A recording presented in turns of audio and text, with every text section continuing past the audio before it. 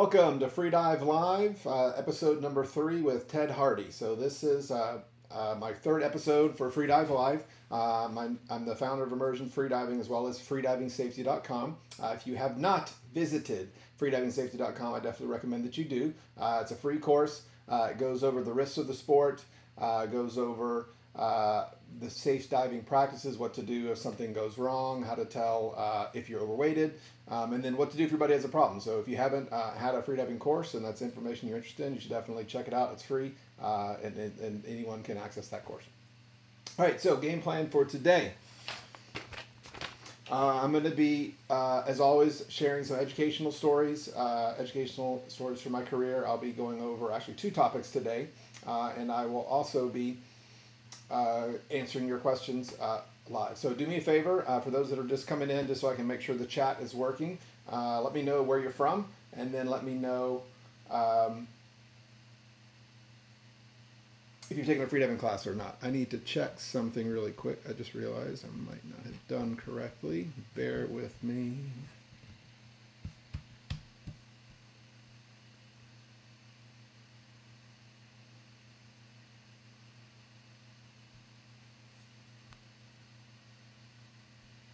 Yes, all right, cool. We're good. Sorry about that. All right, so this whole thing is is different and new, so I'm getting a little messed up with it, but I think I got it sorted. So again, if you're, let me know if you're watching, where you're from, and if you've taken a freediving course or not. That way I can see to make sure the chat is working. All right, cool. So we see some folks are there. So first thing I'll do is I'm going to share the story of, this was back in 2010, and I was working for Performance Freediving, and this was a freediving competition we would do it every year. It's called Deja Blue. It's in Grand Cayman. So we were scooter freediving. So with scooter freediving, we're able to, I mean, if we're freediving to, let's say, 150, 200 foot, self-powered, diving down and up and down, you put us on a scooter, now we can bomb down to depth, and we can actually stay down there because we're getting pulled by the scooter, right? We're not having to kick down, right? So there was a wreck, I think it's called the Carrie Lee, and it was at about 200 foot. And Kirk had knew, because Kirk used to work down in Grand Cayman, he knew that the tech divers used to go to this one wreck 1 day a week. Right, and so it's 200 foot, and it was kind of a deal where only the best of the best scuba divers got invited. They had to, you got to be pretty serious technical scuba diver to go down this 200 foot wreck. So he wanted to go down there, and all the tech guys were down there, and we wanted to be buzzing around on the scooters.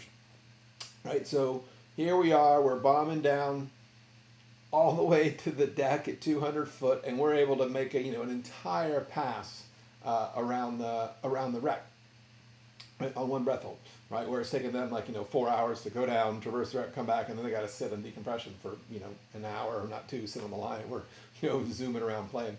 So what was funny is I figured when we were down there they would be like, yeah man, that's super cool. Right? I thought they would be excited. Yeah, no, I'd be cruising along and see the scuba diver. I'm gonna go within 5 feet. I'm expecting maybe he's gonna hide. Yeah.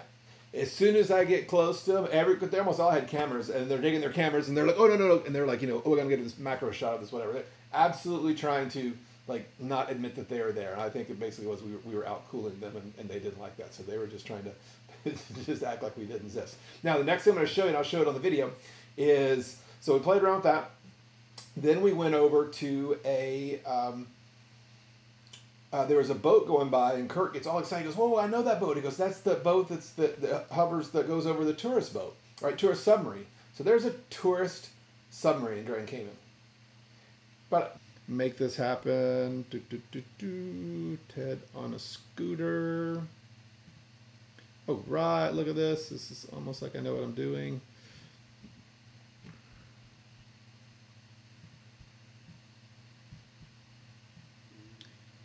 Oh. All right, here we go.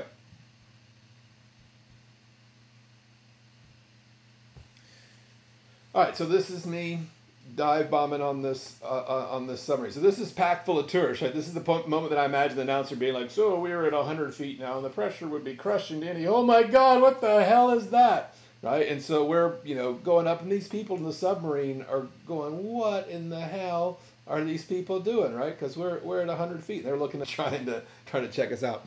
So, but that was in Grand Cayman, so that's pretty cool. All right, so let me see if I'm smart enough to bring this all back. Make this go away. Make that go away. Make that go away. Holy cow, I'm learning. So the best part of this was when we made the first dive, I went down to the front and I went right up to the captain, and I'm like, "Are you okay with us?" And he's like, "Yeah, right." So then at that point we start dive bombing. That was like the first pass you saw me do. So then at some point we go up to they've got the curved windows, right?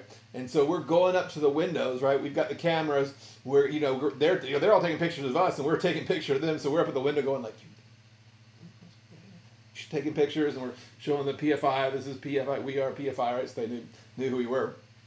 And the funny part was after the sub went back, all the passengers went crazy, right? Because they were so excited about the free divers, and so they were all telling the management about, "Oh my God, these guys, they free dived down, they dove in, and they took pictures of us, and they were telling all these stories." And so the people that own the sub is like, "Okay, I don't know what the hell happened, but whatever that was is awesome. We need to find out who these people are, and we need to hire them and have them do that every day." And so they didn't know who it was because the passengers thought that the company had orchestrated it. So after a while, it went up high enough up the chain, and one of the owners of that facility was like, "Oh, Kirk's in town. I bet it was Kirk and those crazy freedivers." So he ends up calling over to Kirk, and Kirk's like, "Yeah, that was us." So he was like, "Yeah, if those guys won't work, like we can set that up every day at 3:00. It would be awesome." So if you live in Grand Cayman and you have a scooter, you might ought to talk to the tourist sub guys. Okay, so what I'm going to discuss right now is the 4, I think, most important things that you should ask if you're looking at taking a freediving class. All right, so I'm going to take a look at the chat. Oh, Lyndon. Very cool. Lyndon's here, Mermaid Lyndon, the one and only real mermaid. So here are the things if you're looking at taking a freediving course, right? And it's complicated, right? Because nowadays, when I started, put it this way, when I went to go teach a freediving course or take a freediving course, I think at that time there was only one option. It was fly to wherever Kirk is. And that was it. This is like 2008. There was no researching. There's no, what about this one or that one? It just, you went to where that guy was and you did the course. Okay. When I started teaching freediving in 2009, there were probably 5 freediving instructors, maximum 10, right, in the whole United States. I would love to know what the number is now. It's probably 300-400, be my guess. So there's so many more freedivers, which is great. We got to have more freediving instructors out there because there's way more freedivers than there are freediving instructors, and obviously, one of my goals is to teach as many people to be safe as possible, which is why I created freedivingsafety.com, but that's also why I need more instructors. So through and just basically give you some advice and basically questions that you can ask, right? And this is regardless of agency. This isn't about this agency is better than this agency, but these are questions that you could ask if you had to decide what you're going to get from the course you're looking into, okay? So one of the first questions I would ask you, and this is all, by the way, this is the exact same thing I used to tell people when they used to ask me about scuba. So I would have customers come down to my dive shop, and maybe they took a scuba class with me, and like, "Oh, that was awesome, but I live in Kansas, I can't take the next class. How do I know which dive shop to pick? There's 3 in my area," right? And so I'm pretty much the exact same thing I would tell a scuba diver, the same thing I'm going to tell you. So it basically goes like this. First thing you want to do, you want to know the name of your instructor, and you want to talk to him or her on the phone, right? Like that's like right off the bat one of the first things you want to do, right? And there's a couple reasons you want to do that. And I'll give you some examples. Example number 1, what if you're a 50-year-old business guy, right? And you call the guy and the instructor is a 19-year-old kid and he sounds like a snowboarding instructor. That's probably not going to be a good match, right? On the other hand, if it's the other way around, right? If you're like, a college kid and, the guy's, older guy, whatever. The point is when you talk on the phone, you're going to be able to figure out, you're going to get an idea of what's going on. Like, I'll give you an example. One of the things I do is I teach, I haven't done it in a while, is the instructor program, 10-day instructor program. And I can for sure tell you that I have had people call me on the phone asking me about the instructor program, and I can tell over the phone there's no way this person's going to pass. right? In fact, if I teach these courses in the future, which I don't know if I am, but if I do, it's going to be like interview, right? You're going to have to like submit an application, submit an interview, because I just had so many people that I can talk to on the phone, I can just tell they're not going to do it, right? I mean, if you can't talk on the telephone, right, if that's too complicated for you, there's no way you're going to be able to go through an instructor program. I'm always like flabbergasted by this. I mean, it's not like I called the person and woke him up at 3 in the morning. He called me and like can't get the questions out of his mouth, right? So with the rambling aside, calling the instructor, getting them on the phone, you're going to get a sense, right? You're going to be able to also see how they answer their questions. Are they confident? Do they know what they're talking about? They sound terrified or nervous. So first thing is to get that person on the phone. Okay. Second thing, you want to find out, what is their level of freediving experience, right? Are they new? Are they new? Are they new to freediving? Have they been, right? You know, so if they've been scuba diving for 20 years and, you know, just started freediving 6 months ago, right? That's different than someone's like, oh, I've been teaching scuba for 20 years and I've been freediving the whole, you know, all my life, right? So you want to get an idea of how long they've been freediving, what their freediving experience is. Also, you want to find out how long have they been teaching. I'll give you an example. I've been teaching for 10 years.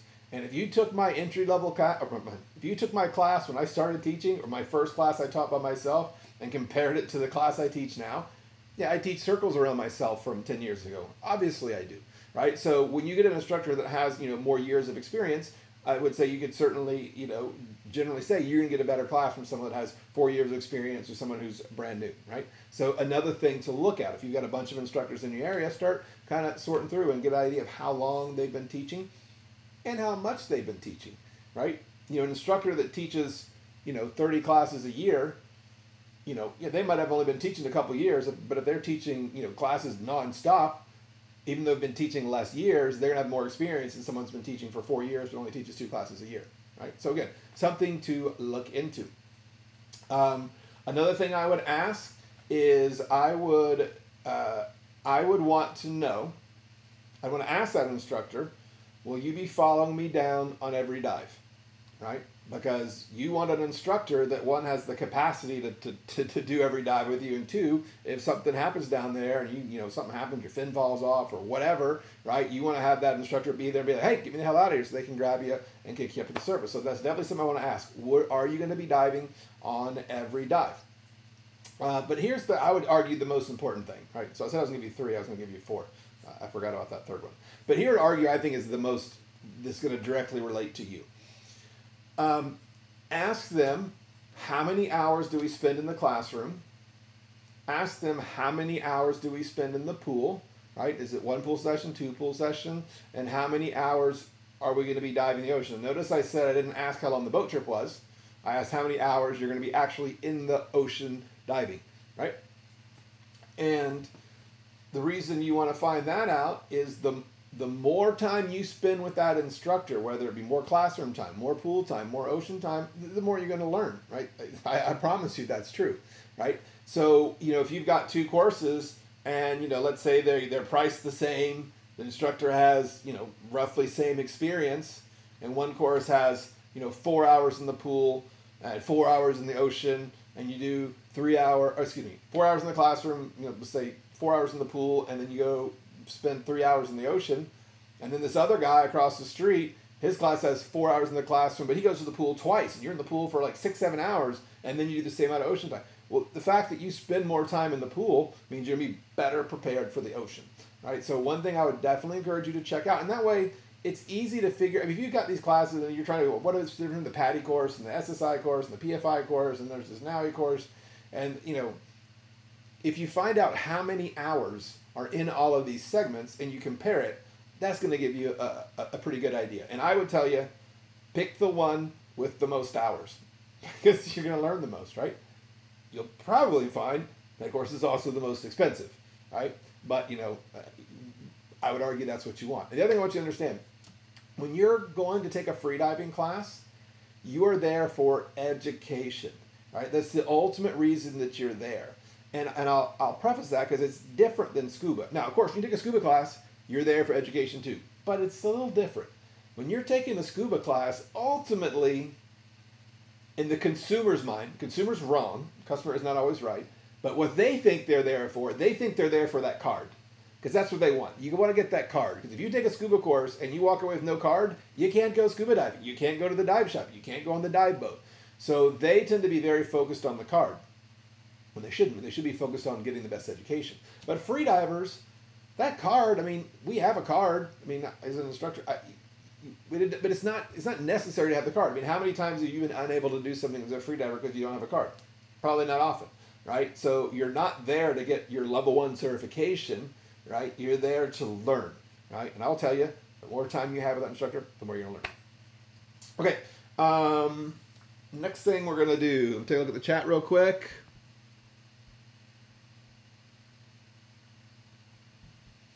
All right, very cool.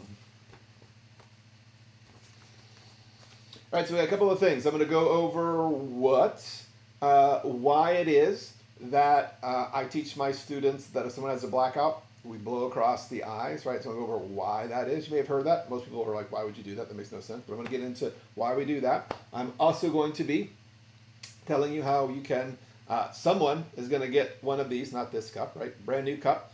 So one of the folks will get one of these, and these are cool because you can't get them anywhere else, right? I don't sell them. I've got about 20 in the house, so we'll be going over how to do that.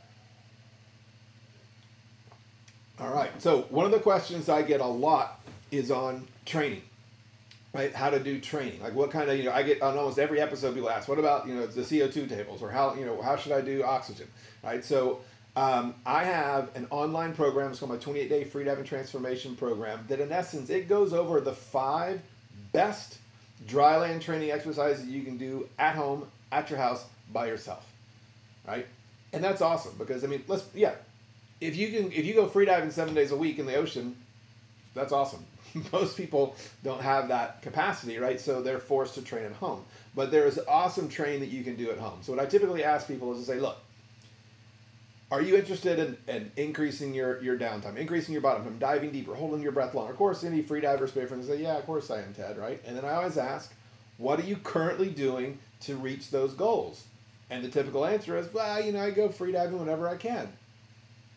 Yeah, but that's not targeted, specific free diving training, right? So competitive free divers like myself, we can dive very deep. We can stay down a really long time, right? And the reason we do that is because we do very specific and targeted training exercises, right? Like if you ask a football player, well, what do you do to get better at football? They don't go, well, I just play football on the weekends. No, they go to the gym, right? They do interval training, they do stretching training, they do calisthenics, right? They do all these different types of training. And yes, they play football, but they do other things, right? So competitive freedivers, we do the same thing. So I always try to explain that competitive freediving is not the same as recreational freediving or spearfishing, but we do very specific training, and that gives us the result. So no matter what it is you're doing underwater, there's a lot of things you should be stealing from the competitive freedivers. So I'm going to show you what this puppy looks like. Let's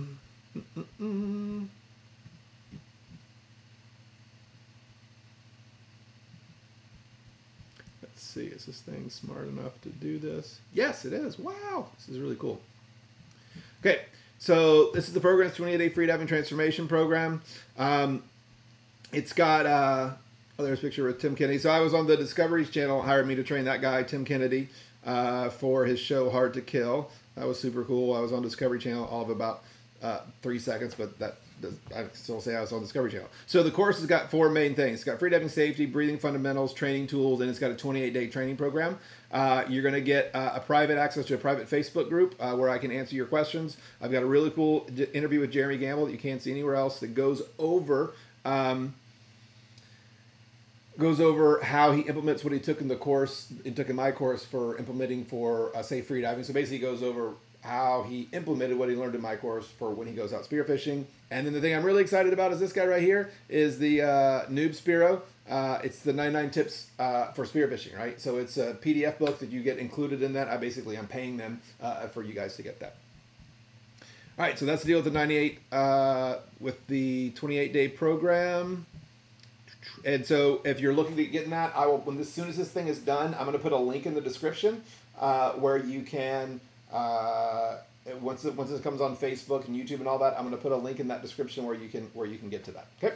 All right. So let's go over this idea of why we blow across the eyes. Now, another thing I'll mention, if you guys have questions, put them in the comments. When I'm done explaining this, I'll go through the comments. If there are any questions, if we've got time, I'll certainly go over those, right? So let me go over why we blow across the eyes when a diver has blacked out, right? So the reason we do this is follows. So first off,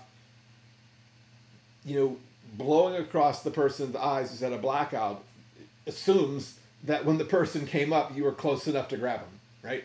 This is one of the reasons we want to be close enough to grab, because if they black out, we have to do things to them, right? And if your buddy's 50 feet down the reef, when they come up, you're not going to be able to blow across their eyes, you won't be able to reach them, right? So this is assuming that you're doing the basics, which is going to be doing one up, one down. When that person's surface, you're close enough to them and grab them, right? So as soon as you see the issue, right, we grab them, we put them on the back, we take the mask off, and one of the first things we do is we're going to blow across the eyes, right? Strong breath across the eyes. And obviously, when I teach this in my programs, and the first question, people are like, why the hell are you blowing across the guy's eyes? Like, they're supposed to breathe for him. Why are you blowing across his eyeball? What the heck does that do?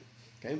So let me explain why we do that, right? This is another technique that was pioneered by Kurt Crack. He's the founder of Performance Freediving. And to my knowledge, was the first person that started using this rescue technique and teaching it. But here's why we do it. When someone has had a blackout, one of the first things that happens is, well, let's go back in time. Let's look at what happened before they had a blackout. One of the things they're probably having is contractions, right? They're probably, right? They're having these strong contractions. And why are you having contractions? Because your CO2 level is rising. Your body says that is way too much CO2. I don't like it when I have that much CO2. I would prefer if you would get rid of it. So a contraction is your body actually, it's trying to make you take a breath. But we as freedivers go, right? Not gonna, right? And so you're stopping the body from taking that breath, right? Now, if you're doing static apnea or coming up from a dive, that's smart, because if you were to take a breath, you'd get water and it's all over, right? So it's smart that we're not taking a breath. Now, one of the things that happens is when you black out, the first thing that's going to happen, you're going to do a relaxed exhalation, right? First thing, that's how you can always tell someone's had a blackout, is you see that release of air. Now, at this point, assuming we're in the water, the body says, okay, I was trying to make this guy take a breath, but he wouldn't. Right? He wouldn't take a breath. So one of the things we do to reduce our oxygen consumption is we turn off consciousness. Consciousness is an oxygen consumption luxury that we can't afford. So we turn off consciousness. That's going to lower our O2 levels, our O2 consumption, and then the body it figures out what's going on, and it's like, we're in water. We got water all around. So if we take a breath right now, we're done. Like, this whole thing's over. So in fact, diaphragm, quit trying to make this guy take a breath. We're just gonna go in a kind of running silent mode. We're gonna shut everything down, and let's just see what happens. So the body's blacked out. The body stops trying to take a breath, because it knows that if it takes a breath right now, because you're underwater, it's gonna ingest the water. So then we come along, the safety, we put them on their back, we take the mask off, and we go, we strong breath across the eyes. And what that does is that sends a signal to the brain, the reflex respiratory center, and it goes, oh, we're in air. We're in air, breathe. And then immediately it's going to trigger that diaphragm, take a breath, right? So that's why so often, right, when you look at these situations, or the situations where I've had, a competition, someone's blacking out or whatever the reason is, I go, and almost every time, immediately I get, right? They take that breath, and it's that strong breath across the eyes. Now, another thing that's interesting is if you look at doctors and midwives, right? When they have a baby, and it's not uncommon that when the baby is born, that it's not breathing. And guess what doctors and midwives are all trained to do? Blow across the eyes, right? Why? Because it works, right? If it works for babies, it's going to work for us, right? So that's the kind of the rationale and the reason why we blow across the eyes. All right, so give me a second. I'll look at the chat, see if there are any questions in here. Oh, no, I can't scroll. That is a problem. I can only see the most recent thing. So I know where I can see it. Bear with me. This is a learning curve for everyone, so let me find the chat.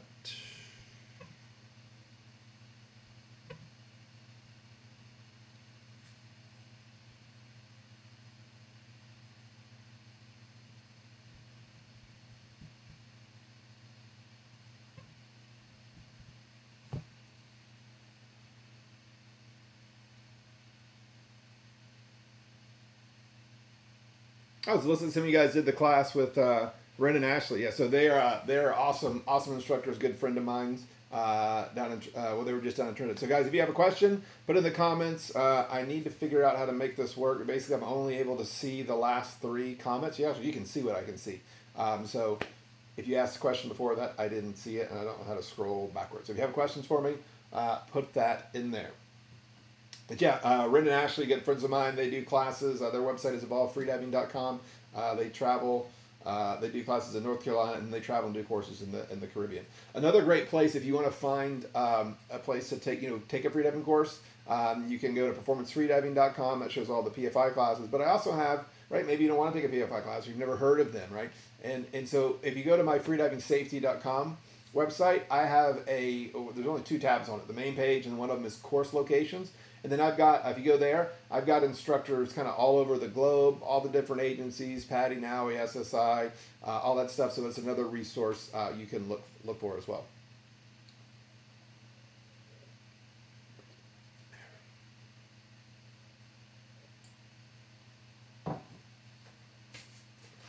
Got any questions? Put that in there.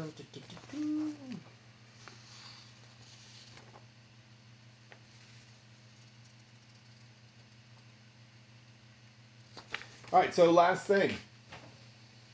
This guy right here. All right, so what we're going to do for this one is, like I said, I got about 20 of these. So what time is it now? 7:31. The next person who purchases that 28-day freediving program, the training program, I'm gonna ship this to him. Obviously not this one, but I'm gonna ship him one of the new ones. Yes, the deal. Basically, I'm gonna look through the emails, and basically the first one that goes through, I'm gonna ship him that one. Assuming we're in the United States, right? I'm not gonna ship it to Australia. Sorry, Name Spiro guys. But it's on the first one who's in the anywhere in the U.S. I will ship them one of these. Hey, I'm going to put the link when I shut this chat down. I'm going to put the link in the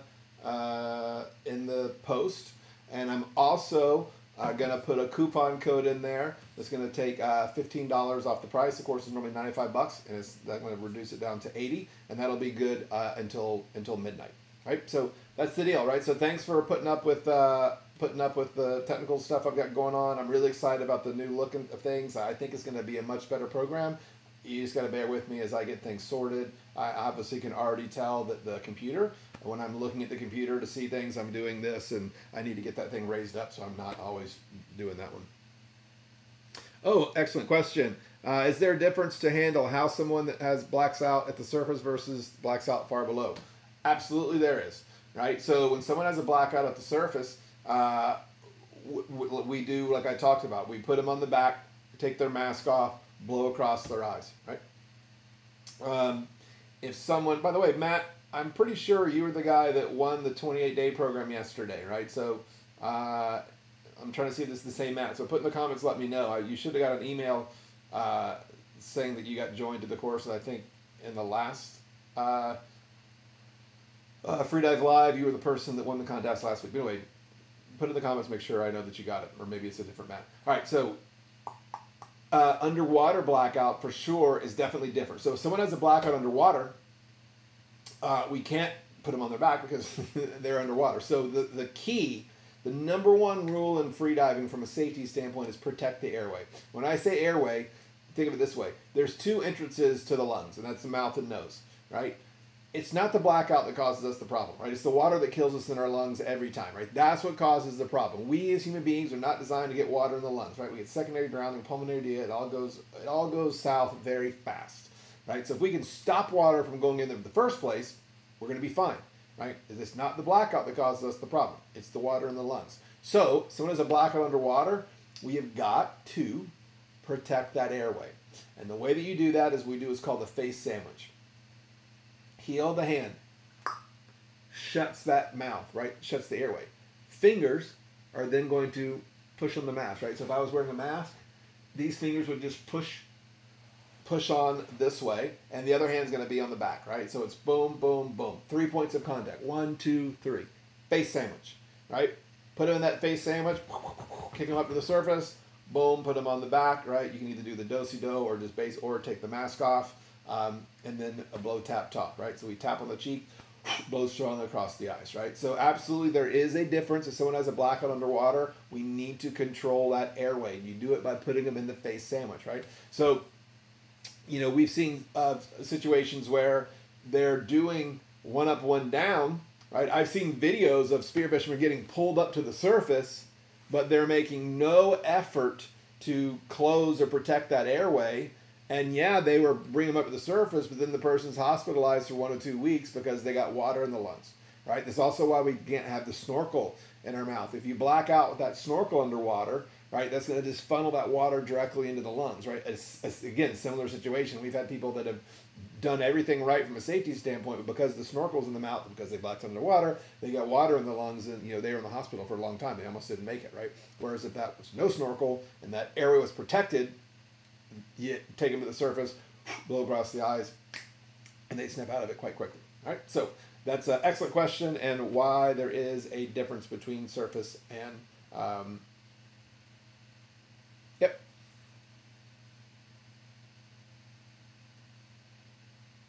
Oh, well, good. I'm glad to hear. All right, so guys, I'm gonna shut this sucker down. I'm gonna shoot for Monday, Tuesday, Wednesday, Thursday. This is gonna be my normal schedule, 7 p.m. Eastern Standard Time. Thanks for those that are watching for dealing with all the stuff I've got. Clearly, I've got some stuff to get sorted. I've got to get the chat window so I can scroll. I've got to get the computer up higher, so I'm not always doing this to you guys. But I'm having fun with it, and I look forward to seeing you guys next week. There's a chance I'll do a bonus episode tomorrow, but if I do, I'll post something about it. But definitely, I will be Monday, Tuesday, Wednesday, Thursday next week, Free Diving Live with Ted Hardy. All right, thanks for tuning in.